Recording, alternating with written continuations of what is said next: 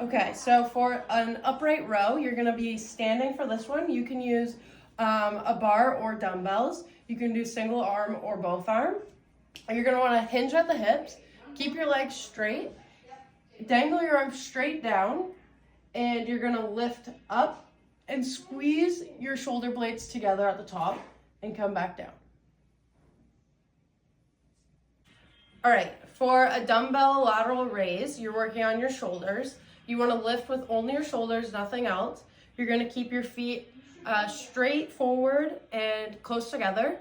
Keep your back straight and your arms go straight up to the side. Stop and slowly down.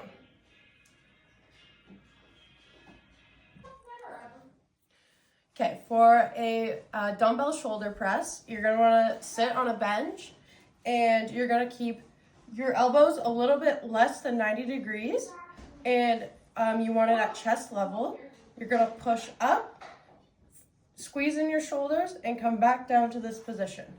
You don't want your elbows to go backwards or forwards. You want them in line with your chest. And push and squeeze at the top, and come back down. So for a tricep dip, you're gonna wanna get a bench. You can do this at home or at the gym.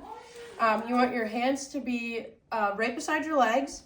You're going to scoot your butt off the bench, bend your knees, and you're going to dip at your elbows, bend your elbows, but make sure you're not moving your shoulders while you're doing this.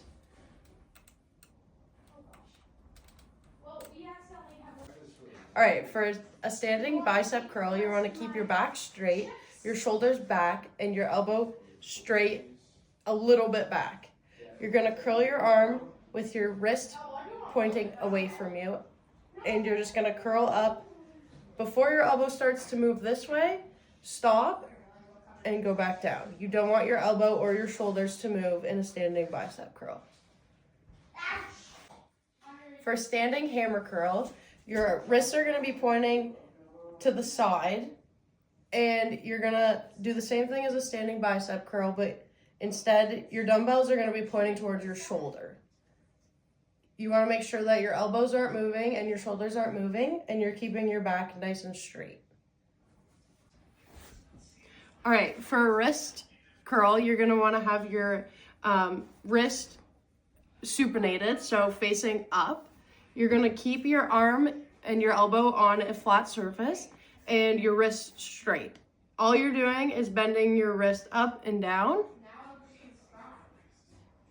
For a reverse wrist curl, you're going to do the same thing as a wrist curl, except your wrist is going to be pronated, so facing down towards the ground. You're just going to want to curl your wrist up, and you're going to feel it in your forearm. I ripped half of my toenail off yesterday. All right, for a bodyweight squat, you're going to keep your feet shoulder width apart.